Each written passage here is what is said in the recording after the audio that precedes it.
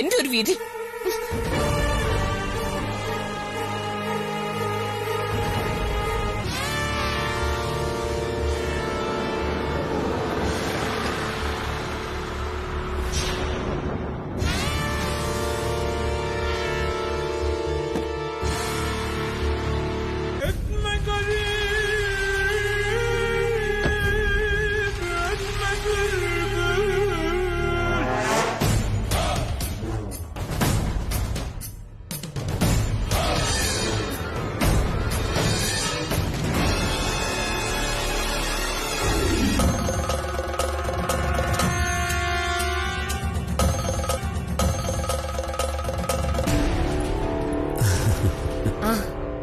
എന്തൊക്കെയുണ്ട് അതിന് വിശേഷങ്ങള്?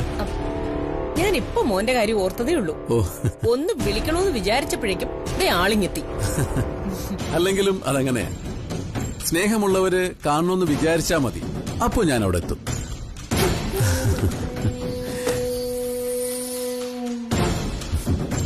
അങ്കിൾ, വിവരങ്ങളൊക്കെ ഞാൻ അറിഞ്ഞു. ആ രംഗരാജൻ ചെട്ടിയാരെ എനിക്ക് പരിചയമുണ്ട്. അങ്കിൾ സമാധാനമായിട്ടിരിക്കെ, ഞാൻ അയാളോട് സംസാരിക്കാം. അവരെന്തൊക്കെയോ കടലാസുകളിൽ ഒപ്പിടിച്ചോണ്ട് പോയി. എന്തൊക്കെയാണെന്ന് ഒരു പിടിയില്ല. ഇനി നാളെ അതിന്റെ പേരിൽ കോടതി കയറേണ്ടി വരുമെന്ന എന്റെ സംശയം. ആ രാമചന്ദ്രൻ ചതിച്ചതാ. അവനും കുടുംബവും നാട് വിട്ടുപോയി. എവിടെയാണെന്നൊരു പിടിയില്ല.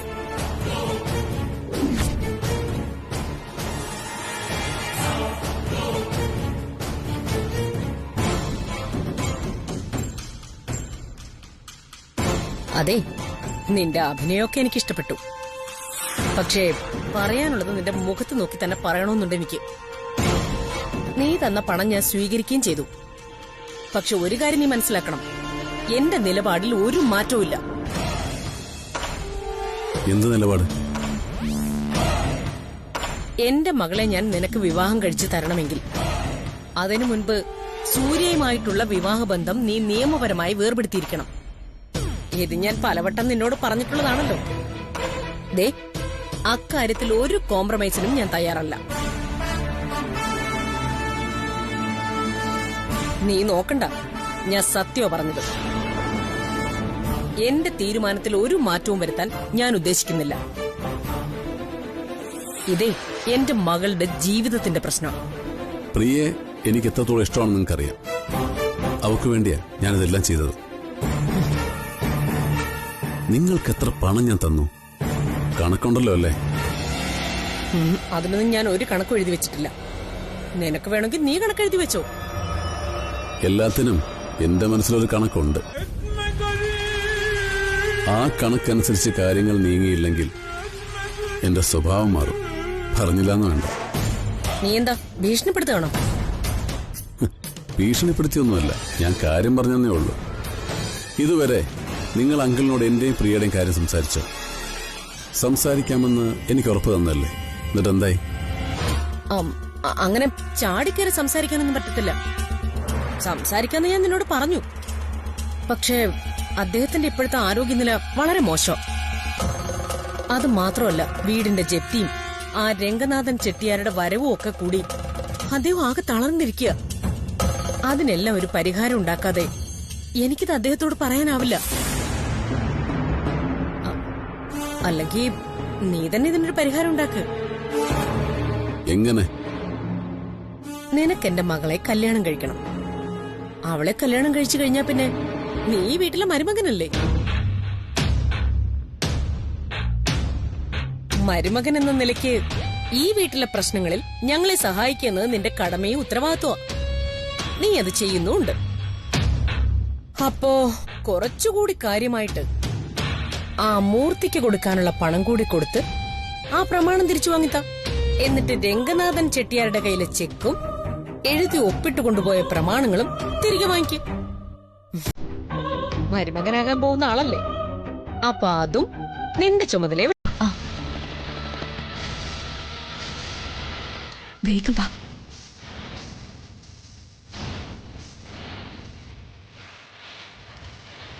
ചിത്രേ, അവിടെ അല്ല. നമുക്ക് ആ ഒഴുക്കില് കളയാം. വാ.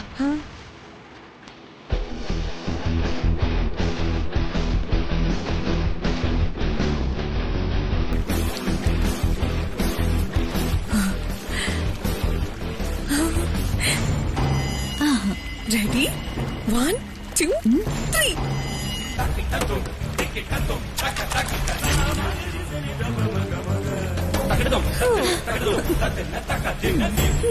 ഇതുപോലെ ജ്യോതിയെ നമ്മൾ അമരാവതിയിൽ നിന്ന് തൂക്കിയെറി.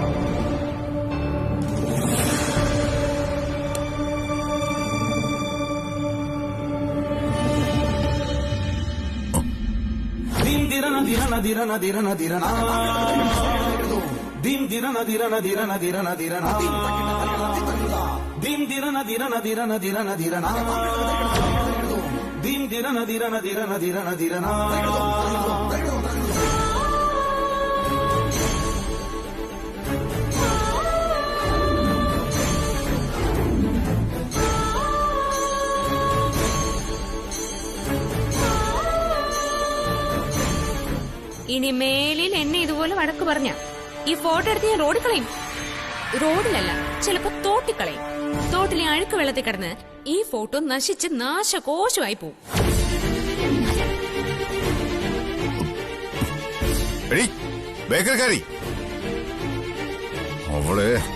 അവളെ ഇന്ന് ഞാൻ മോളെ, നീ അത് എവിടെയെങ്കിലും മാറ്റി വെച്ചിട്ടുണ്ടെങ്കിൽ അതങ്ങ് എടുത്തു കൊടുത്തേരെ. അമ്മേ, അമ്മ ഞാൻ എടുത്തിട്ടില്ല. നോ, നീയാണതെടുത്തത്. എനിക്കറിയാം. നീ അതെനിക്ക് തിരിച്ചു തന്നേ പറ്റൂ. എല്ലാരോടും കൂടി ഞാനൊരു കാര്യം പറയാം. ആ ഫോട്ടോ കിട്ടാതെ ഞാൻ ഇനി വീടിനകത്ത് കയറില്ല.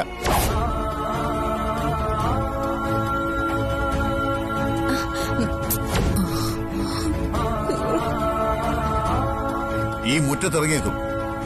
വെയിലും മഴയും രാവും പകലും എല്ലാം വന്നാലും ആ ഫോട്ടോ തിരിച്ചു കിട്ടാതെ ഞാൻ കയറില്ല. മോനെ ദേവാ, അമ്മ ക്ഷമിക്കണം. എനിക്ക് എന്റെ സുപ്രിയയുടെ സാന്നിധ്യമില്ലാത്ത വീട്ടിൽ ജീവിക്കണ്ട. ഇവളാ ഫോട്ടോ എനിക്ക് തിരികെ കൊണ്ടും തരുന്നവരെ ഞാൻ അമരാവതിയുടെ മുറ്റത്ത് തന്നെ നിൽക്കും.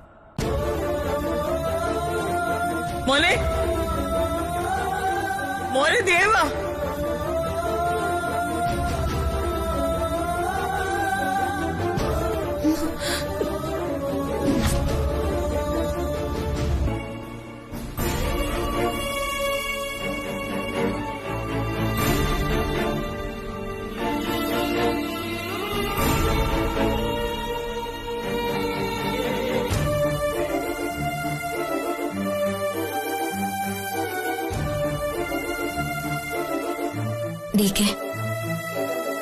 ഈ തെറ്റ് ഞാൻ ചെയ്തിട്ടില്ല. സുപ്രിയോട് എനിക്കൊരു ശത്രുതയില്ല, സ്നേഹമുള്ളൂ. ചെയ്യാത്ത തെറ്റിനാ നിങ്ങൾ എന്നെ ശിക്ഷിച്ചത്. നിങ്ങൾ ഇങ്ങനെ വെയിലത്ത് വന്ന് നിന്ന് സ്വയം ശിക്ഷിക്കുന്നത് കഥ അറിയാതെയോ?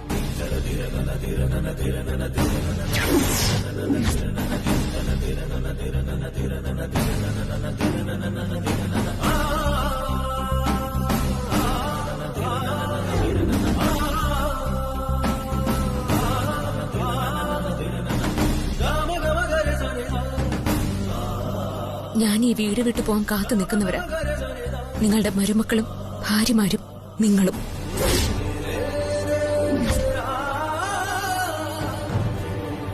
പക്ഷെ ഒന്ന് നിങ്ങൾ ഓർത്തോ, എത്ര തോൽപ്പിക്കാൻ ശ്രമിച്ചാലും തോറ്റ് തിരിച്ചു പോവില്ല ഞാൻ.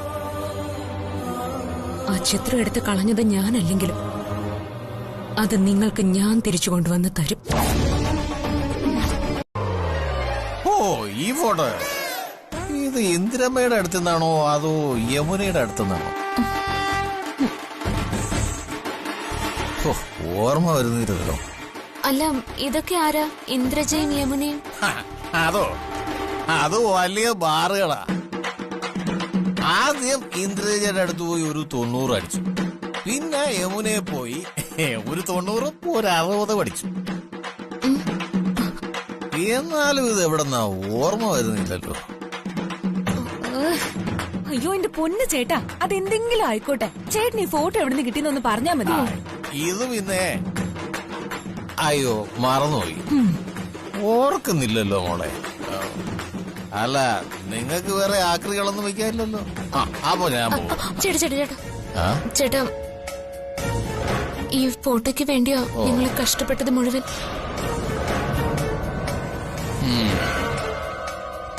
എവിടെയെല്ലാം അലഞ്ഞെന്നറിയോ ചേട്ടാ? ഈ ഫോട്ടോ ഞങ്ങൾക്ക് വേണം. അത്രേ ഉള്ളോ? ഇതാണോ വേണ്ടത്? ആ അതെ, ആ ഫോട്ടോ എനിക്ക് താ ചേട്ടാ. ഈ ഫോട്ടോ കൊള്ളാല്ലേ? ഇതൊരു പഴയ രാജകുമാരിയാ. പക്ഷെ സോറി, ഞാനിത് തരില്ല. എന്നാ പിന്നെ ഞാൻ പോട്ടെ. ചേട്ടാ ചേട്ടാ ചേട്ടാ, ആ ഫോട്ടോ ഒന്ന് തരുവോ? ഈ പഴയ ഫോട്ടോ ഇവളുമാരത്തിനാ ഇത്ര വാശി പിടിക്കുന്നത്? ചിലപ്പോ ഇത് വിറ്റാൽ നല്ല പണം കിട്ടുമായിരിക്കും.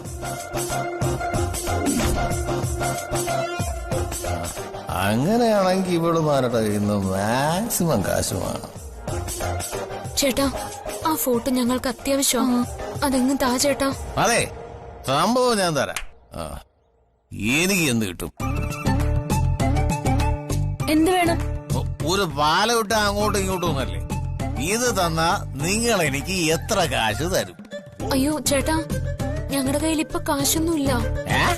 ചേട്ടാ, ആ ഫോട്ടോ ഒന്ന് തന്നിട്ട് പോ ചേട്ടാ. പ്രിയ, നിന്റെ കയ്യിൽ വല്ല കാശുണ്ടോ? ഇല്ല ചേച്ചി, ഞാൻ പേഴ്സ് പോലും എടുത്തിട്ടില്ല. അതെ, ഞാൻ ചോദിക്കുന്ന കാശ് എന്നാ ഈ ഫോട്ടോ തരാം. ചേട്ടാ, ചേട്ടൻ ഞങ്ങളുടെ കൂടെ വീട് വരവാ. ചേട്ടന് എത്ര രൂപ വേണമെങ്കിലും തരാം. അത് നടക്കില്ല. വീട്ടിൽ കൊണ്ടുപോയി എല്ലാരും കൂടെ എന്നെ തല്ലാനല്ലേ? ഞാനില്ല, പോച്ചേ. ഞാൻ ഈ ഫോട്ടോ വേറെ ആർക്കെങ്കിലും കൊടുത്തോളാം. എടോ, അത് ഞങ്ങളുടെ ഫോട്ടോയാ, മര്യാദക്ക് തരുന്നുണ്ടോ? ചേച്ചി, ഇയാളെ പിടിച്ച് 2 കൊടുത്തിട്ട് മേടിക്കാൻ വേണ്ടത്. ആഹാ, അത്രയായോ? എന്നാ ഞാൻ ഇന്ന് കാണിച്ചു തരാം. അയ്യോ അയ്യോ, ഫോട്ടോ ചേട്ടാ. എന്നെ തുടരുത്. തൊട്ടാ ഞാനിത് അടിച്ചു പൊട്ടിക്കും. അയ്യോ ചേട്ടാ, പ്ലീസ് അതൊന്നും ചെയ്യില്ലേ. ആ ഫോട്ടോ എന്റെ ജീവിതമാ. ചേട്ടാ ചേട്ടാ തുടരുത്. അങ്ങോട്ട് പറയും. തന്നോട് തരാനാ പറഞ്ഞത്. എന്നോട് ആചാവിക്കുന്നു. ഫോട്ടോ കാണോ? എന്നാ ഞാൻ ഇപ്പൊ കാണിച്ചു തരാം. ഞാൻ ഇപ്പൊ പൊട്ടിക്കും. തരാം. ഉറപ്പാണോ? ഉറപ്പാ. എന്നാ ഒരു 3500 രൂപ. 3500 രൂപയോ? ഞങ്ങളുടെ ഫോട്ടോയ്ക്ക് ഞങ്ങളോട് കാശ് ചോദിക്കുന്നോ? ദോ, മര്യാദക്ക് തന്നോ, തന്നെ അടിച്ചാൽ ശരിയാക്കും. ആഹാ, അടിച്ച് ശരിയാക്കുന്നോ? എങ്കിലേ ഞാൻ ശരിയാക്കി തരാം. ഞാൻ ശരിയാക്കി തരാം. ആഹാ, ദേ, ഫോട്ടോ എങ്ങാനും തറയിലിട്ടാ തന്നെ കൊല്ലുഞ്ഞ.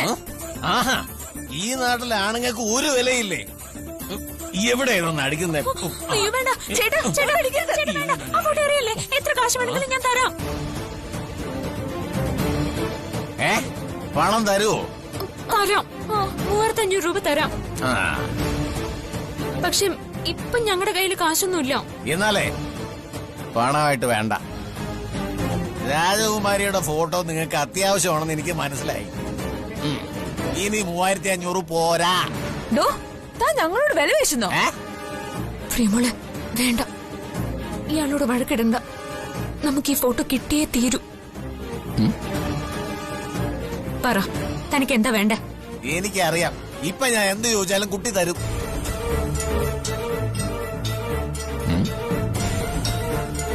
കുട്ടിയുടെ കഴുത്തി കിടക്കുന്ന ഈ താലിമാല എനിക്ക് തന്നാൽ ഞാനിത് കുട്ടിക്ക് തരും. ഡിക്ക് തിരികെ കൊടുക്കണം. ഞാനല്ല ഇതെടുത്തേന്ന് തെളിയിക്കണം. അതിനേക്കാൾ വലുതൊന്നും അല്ല എനിക്ക് ഈ മാല. ചേച്ചിയുടെ താലിമാലയാ ഇത്. ഡിക്ക് എന്നെ ഭാര്യയായിട്ട് ഒരിക്കൽ പോലും കണ്ടിട്ടില്ല. ഭർത്താവായിട്ട് മനസ്സുകൊണ്ട് ഞാനും കണ്ടിട്ടില്ല. ഇതിപ്പോ വെറും സ്വർണ്ണ ഉരുപ്പടി മാത്രം. എന്നുവെച്ച് ഈ ഫോട്ടോയ്ക്ക് വേണ്ടി ഇത്രയും വിലപിടിപ്പുള്ള മാല കൊടുക്കണോ? പ്രിയ, ഈ മാലയുടെ വിലയല്ല ഡിക്ക് ഈ ചിത്രത്തിനോടുള്ളത്. ഡിക്കയുടെ ജീവിതത്തിന്റെ മുഴുവൻ വിലയും ഈ ചിത്രത്തിനുണ്ട്. എനിക്കിത് DKക്ക് കൊടുത്തേ പറ്റൂ. അപ്പൊ ഈ താലിമാല നഷ്ടപ്പെടുന്നതില് ചേച്ചിക്ക് ഒരു വിഷമവും ഇല്ലേ? അങ്ങനെയാണെങ്കിൽ ഞാൻ എന്റെ കഴുത്തിൽ കിടക്കുന്ന മാല ഊരി കൊടുക്ക അയാൾക്ക്. ചേച്ചിയുടെ താലി നഷ്ടപ്പെടാൻ ഞാൻ സമ്മതിക്കില്ല. വേണ്ട, എനിക്ക് വേണ്ടി നീ ഒന്നും നഷ്ടപ്പെടുത്തരുത്. ഈ ചിത്രവും DKയുടേതാ, ഈ മാലയും DKയുടേതാ. അല്ലെങ്കിലും ഈ താലിക്കിനി അധികം ആയുസൊന്നുമില്ല. അതെ, എനിക്കിനി ആലോചിക്കാൻ സമയമില്ല. പോയിട്ട് വേറെ പണിയുണ്ട്. ഫോട്ടോ വേണോ വേണ്ടേ? അതോ ഞാൻ പൊട്ടിക്കണോ? വേണ്ട, എനിക്ക് ഫോട്ടോ വേണം. മാല ഞാൻ തരാം. ചേച്ചി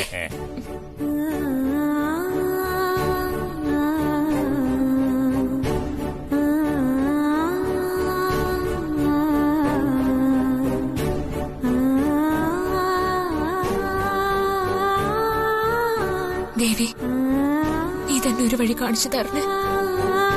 എന്റെ മുമ്പിൽ മറ്റൊരു മാർഗവും താരേച്ചി പറഞ്ഞത് തന്നെ സത്യമായച്ചി. അസൂയെ കൊണ്ട് ജ്യോതി ആ ഫോട്ടോ എടുത്ത് കളഞ്ഞത്. അങ്ങനെ എനിക്ക് തോന്നുന്നത്. നിങ്ങൾ രണ്ടും കൂടി ഇങ്ങനെ തകർത്താടുന്ന ഈ കള്ളനാടകത്തിന്റെ ഉത്തരം എന്താണെന്ന് എനിക്ക് നന്നായിട്ട് അറിയാം.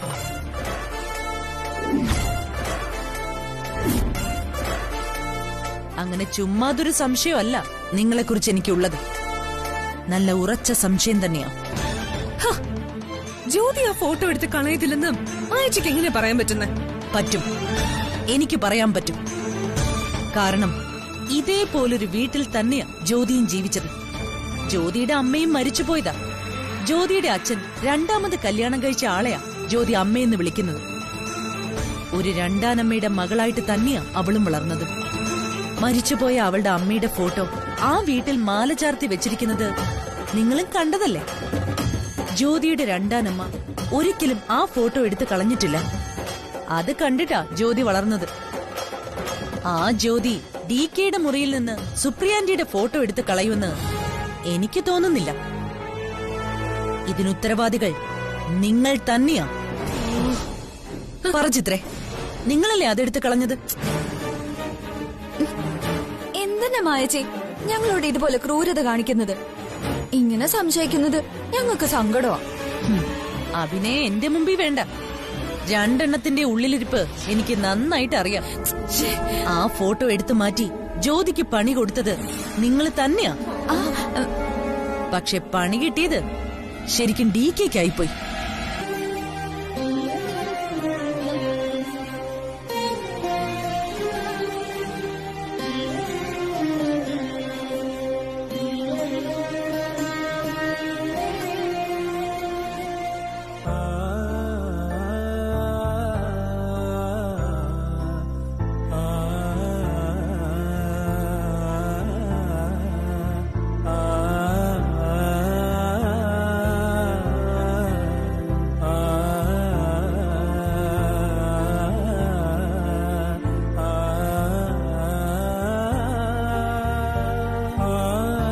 ഇപ്പൊ നിനക്ക് എവിടെ നിന്ന് കിട്ടി ഈ ഫോട്ടോ?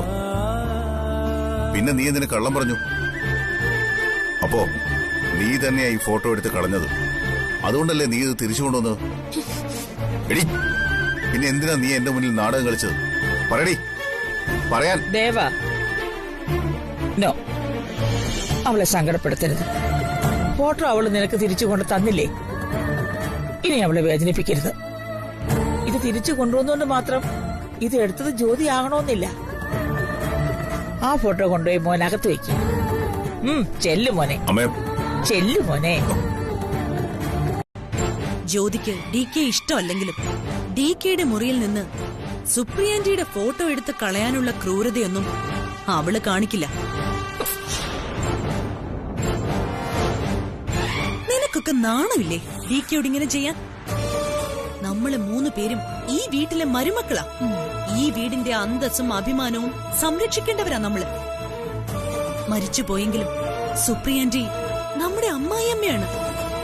ആ സുപ്രിയാന്റിയുടെ ഫോട്ടോയാ നീയൊക്കെ റോഡിലേക്ക് വലിച്ചെറിഞ്ഞത്.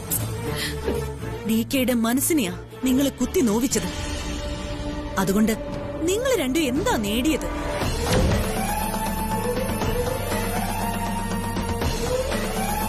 തെറ്റ് ചെയ്യുമ്പോ അത് മുഖത്ത് നോക്കി പറയുന്നതുകൊണ്ട് നിങ്ങൾക്കൊക്കെ എന്നോട് ദേഷ്യം ഉണ്ടാവും, എനിക്കറിയാം. പക്ഷേ ഇനി നിന്നെയൊന്നും അങ്ങനെ വെറുതെ വിടാൻ ഞാൻ ഉദ്ദേശിച്ചിട്ടില്ല. ഇനി മുതൽ നീയൊക്കെ എങ്ങോട്ട് തിരിഞ്ഞാലും എന്റെ കണ്ണുകൾ നിന്റെയൊക്കെ പിന്നാലെ ഉണ്ടാവും.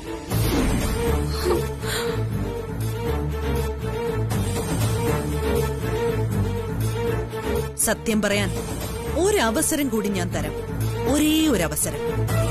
ഇല്ലെങ്കിൽ എനിക്ക് തോന്നിയ സംശയം ഞാൻ DKയോട് പറയും. പിന്നെ ഈ വീട്ടിൽ നടക്കാൻ പോകുന്ന എന്താണെന്ന് കണ്ടറിയണം. സത്യം പറതാരേ, ആരാ ഫോട്ടോ എടുത്ത് കളഞ്ഞത്?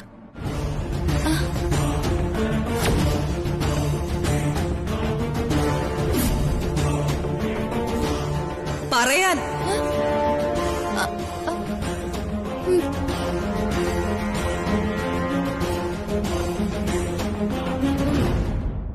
ഞങ്ങളോ?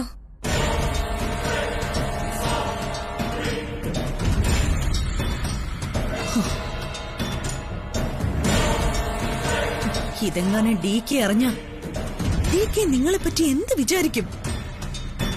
ഇതുവരെ നമ്മളെ 3 പേരെയും മക്കളെ പോലെയല്ലേ DK കൊണ്ടു നടന്നത്. ആ DKയോട് നിങ്ങൾ അത് ചെയ്തു എന്നറിഞ്ഞ DKക്ക് അത് താങ്ങാൻ കഴിയോ? നിന്നെ എനിക്ക് തിരിച്ചു കിട്ടിയില്ലായിരുന്നുവെങ്കിൽ ഇന്നത്തെ ദിവസം ഞാൻ ഉണ്ടാകുമായിരുന്നോ എന്ന് പോലും എനിക്ക് ഉറപ്പില്ല. നിന്റെ ഓർമ്മകളിൽ മാത്രം ജീവിച്ച എന്നെ നീ എന്തിനാ ആ ബേക്കറിക്കാരുടെ അടുത്തേക്ക് തള്ളിവിട്ടത്? ഇനിയൊരു കല്യാണമൊന്നും എന്റെ ജീവിതത്തിലില്ല. എത്രയും വേഗം അവളെ ഈ വീട്ടിൽ നിന്ന് ഇറക്കി വിടണം. അതാണിപ്പോ എന്റെ മനസ്സിലുള്ള ഒരേ ഒരു ആഗ്രഹം.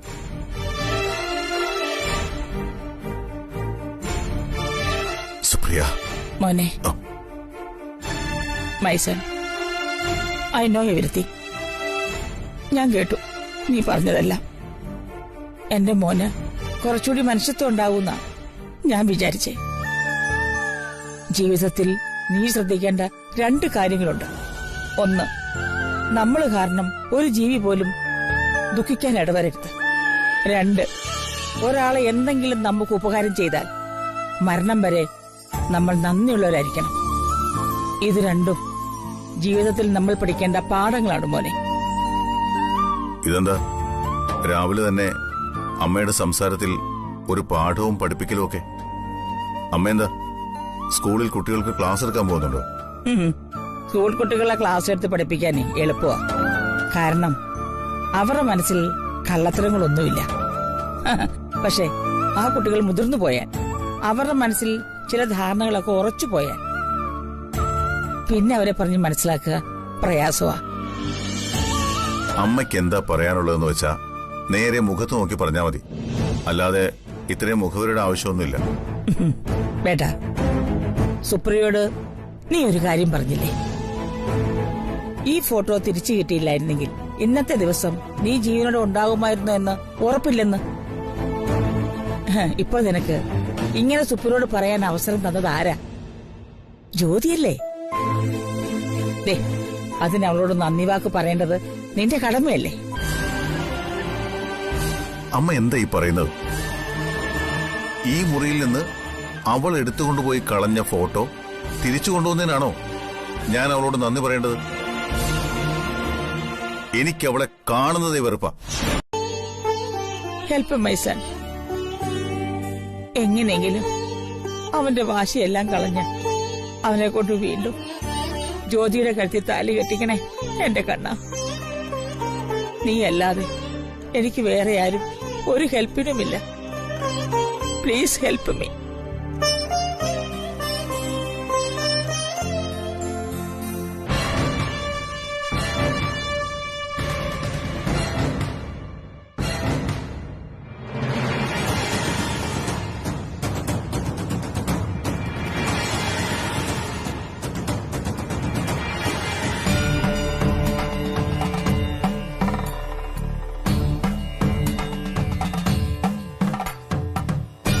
കണ്ണ, ജ്യോതി മോടെ നഷ്ടപ്പെട്ടു പോയ താലിമാലയ്ക്ക് പകരം അവളുടെ കഴുത്തിൽ അണിയിക്കാനുള്ളതാ ഈ താലി.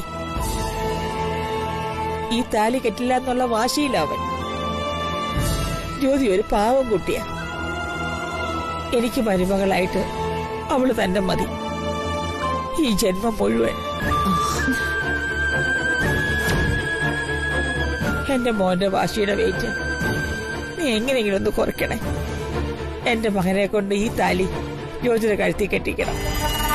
Help me Kanna, please. അമ്മേ, അമ്മ ഇത് എന്തിനുള്ള പുറപ്പാടാ? വാട്ട്? അമ്മ ഈ താലിയും മാലയൊക്കെ എന്തിനാന്ന്? ആരുടെ കഴുത്തി കെട്ടാനാ ഈ താലി മാലയൊക്കെ? ജ്യോതിയുടെ കഴുത്തിൽ. ഡീക്കേക്ക് ആവശ്യമില്ലെങ്കിൽ പിന്നെ എന്തിനാ അമ്മ ഡീക്കെ നിർബന്ധിക്കുന്നത്? നിങ്ങളൊക്കെ ആവശ്യപ്പെട്ടിട്ടാണോ എന്റെ കൊച്ചുമക്കള് നിങ്ങളുടെയൊക്കെ കഴുത്തിൽ താലി കെട്ടിയത്? ആണോ? ആണോന്ന്? എന്റെ മകന്റെ വൈഫാണ് ജ്യോതി. അവിടെ കഴുത്തിലെ താലിയാണ് നഷ്ടപ്പെട്ടത്. അതിനു പകരം എന്റെ മകനെ കൊണ്ട് ഈ താലി അവിടെ കഴുത്തി കെട്ടിക്കണം. അമ്മ എന്തൊരു മണ്ടത്തരം ഈ കാണിക്കുന്നത്? എവിടെയെങ്കിലും കേട്ടുകേഴ്വിയുള്ള കാര്യമാണോ ഇത്? വീട്ടിനകത്ത് വെച്ച് രണ്ടാമത് താലി കെട്ടിക്കുന്നത്. ഒരാളുടെ ജീവിതത്തില് ഒരിക്കലേ താലി കെട്ടും, അതും കല്യാണ പന്തലില്ല. അതല്ലാതെ ഇങ്ങനെ വീട്ടിലെ പൂജാമുറിയിൽ വെച്ച് താലി കെട്ടുന്നതിന് എന്തെങ്കിലും ഒരു വിലയുണ്ടോ? നമ്മുടെ മരുമക്കളെയും ഭാര്യമാരെയും തമ്മിൽ തല്ലിക്കാൻ വരെ അവൾ ശ്രമിച്ചു. ഇനി അവളുമായി യോജിച്ചു പോകാൻ എനിക്കാവില്ല. അമ്മയുടെ നിർബന്ധം കാരണം ഞാൻ അവളെ എന്റെ ബെഡ്റൂമിൽ വരെ കയറ്റിയത്. പക്ഷേ ഇപ്പൊ എനിക്ക് മടുത്തു. സ്വന്തം താലിമാല ഊരിക്കൊടുത്തിട്ടാണത്രേ അവള് നിന്റെ ഈ ഫോട്ടോ തിരിച്ചു വാങ്ങിയത്. കള്ളമാണോ നേരാണെന്നൊന്നും എനിക്കറിയില്ല.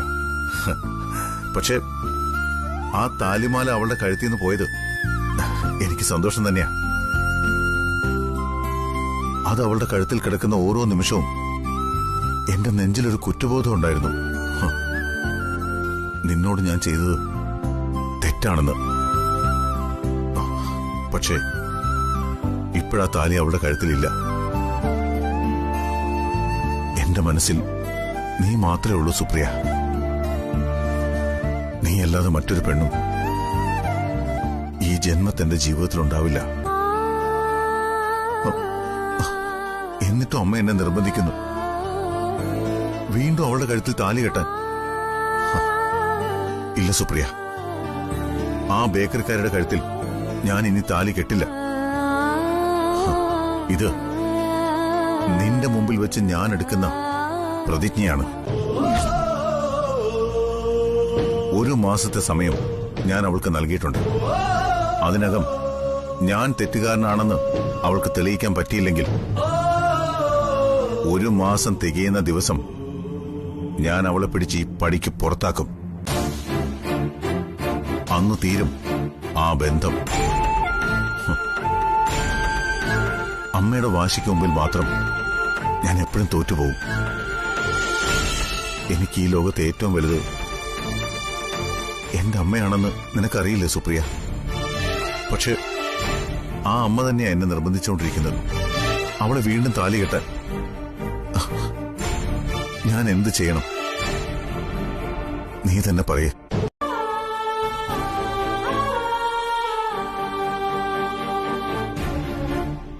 നിനക്കൊരു കൂട്ടുണ്ടാവണം. എന്റെ സ്ഥാനത്ത് ഒരു പുതിയ ഭാര്യയെ നീ സ്വീകരിക്കണം.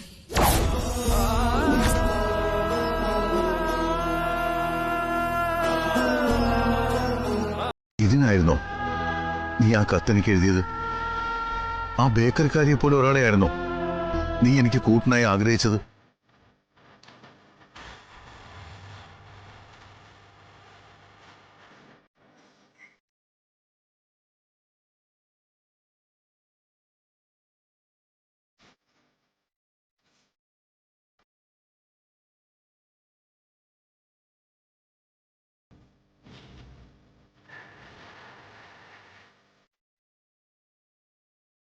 മതി, ഇനി വയ്യ.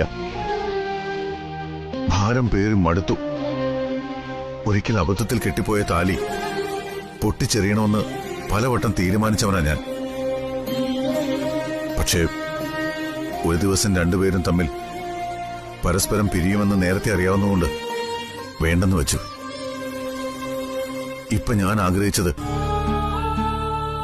ദൈവം അവളുടെ കഴുത്തിൽ നിന്ന് പൊട്ടിച്ചെറിഞ്ഞു.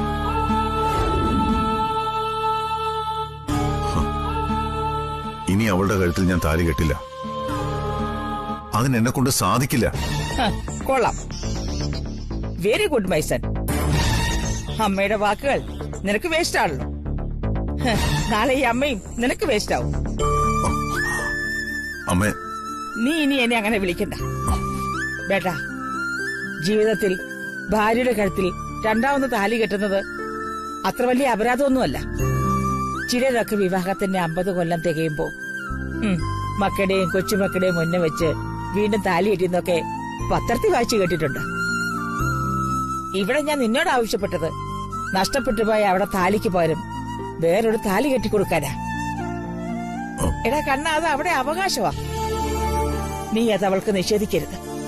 അമ്മ എന്തു പറഞ്ഞാലും ഇനി ആ ബേക്കറിക്കാരുടെ കഴുത്തിൽ താലി കെട്ടാൻ ഞാനില്ല. ഒരിക്കൽ അറിയാതെ ചെയ്തു പോയ അബദ്ധം ഇന്ന് വീണ്ടും ഞാൻ അറിഞ്ഞുകൊണ്ട് ആവർത്തിക്കില്ലെന്ന് നേരത്തെ പറഞ്ഞു കഴിഞ്ഞതല്ലേ. പിന്നെ എന്തിനാ അമ്മ എന്നെ നിർബന്ധിക്കുന്നത്? അമ്മ ക്ഷമിക്കണം. ഈ കാര്യത്തിൽ എനിക്ക് അമ്മയെ ധിക്കരിക്കേണ്ടി വരും.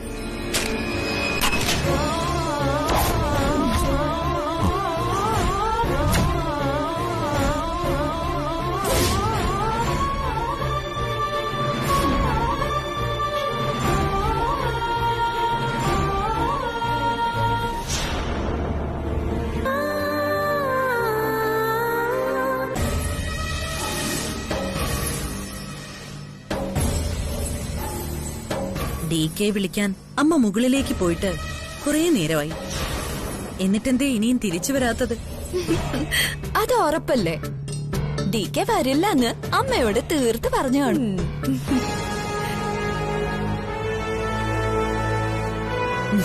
ഇനി ഇവളുടെ കഴുത്തില് ഒരു താലി കൂടി കെട്ടിയിട്ട് എന്തിനാ അമരാവതിയിൽ വീണ്ടും ഒരു നാണക്കേടുണ്ടാക്കാനോ? അതിന് DK ഒരിക്കലും സമ്മതിക്കുമെന്ന് എനിക്ക് തോന്നുന്നില്ല. നോക്കുമായച്ചേ, അവളെ നമ്മളെ നോക്കുന്ന കണ്ടില്ലേ? ചിലപ്പോ നമ്മളെ പിടിച്ചങ്ങ് തിന്നോളായി. പരിഹസിക്കാൻ എന്റെ 3 മരുമക്കളും നല്ല മിടുക്കികളാണെന്ന് ഈ അമ്മായിയമ്മയ്ക്ക് നന്നായിട്ട് അറിയാം. പക്ഷെ അതെന്നോട് വേണ്ട.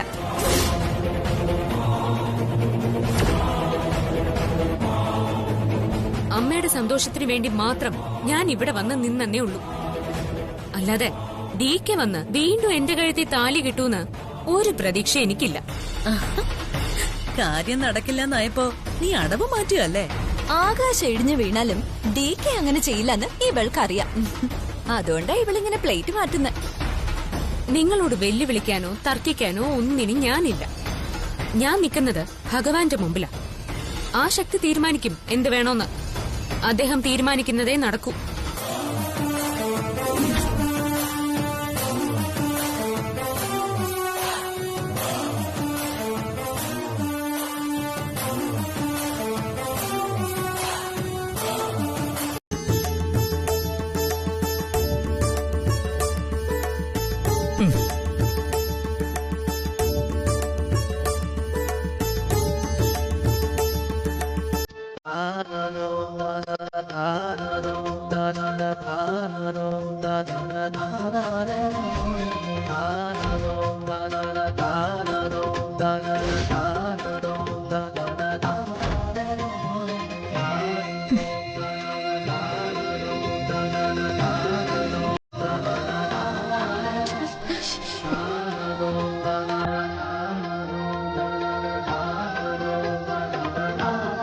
അമ്മയുടെ അനുഗ്രഹം വാങ്ങിക്കും.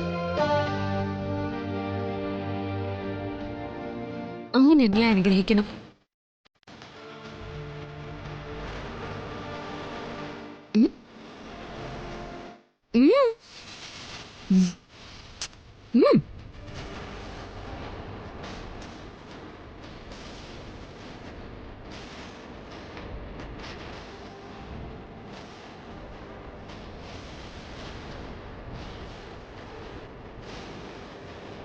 നന്നായി വരും, നന്നായി വരും മോളെ. എഴുന്നേക്ക്.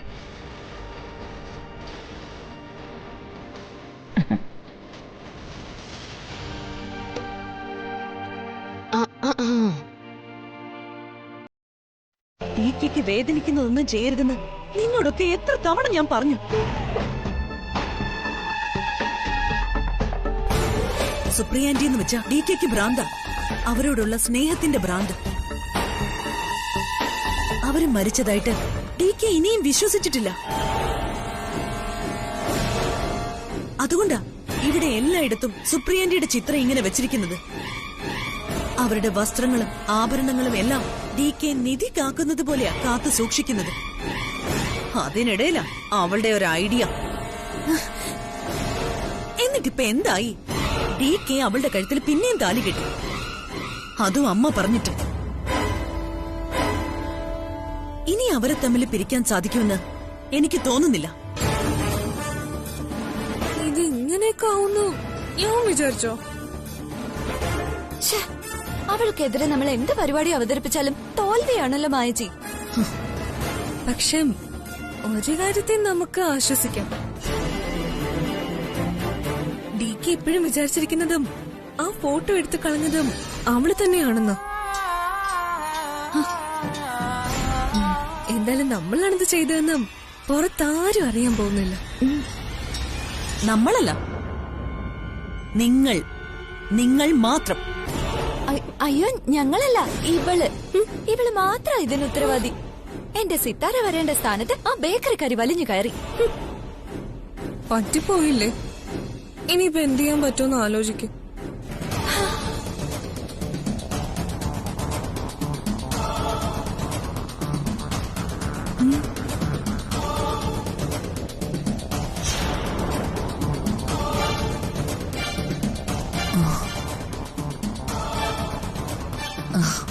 കിട്ടി. നല്ല ഉഗ്രനൊരു ഐഡിയ. എന്താ മായച്ചി? മുറിക്കണം. എന്ത് മുറിക്കാൻ?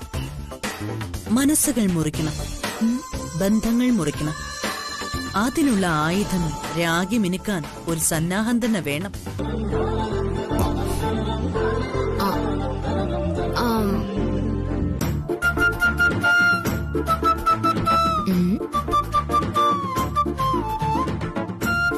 താലിമാലയുടെ ഭംഗി കൂടുതൽ നോക്കണമെന്നില്ല.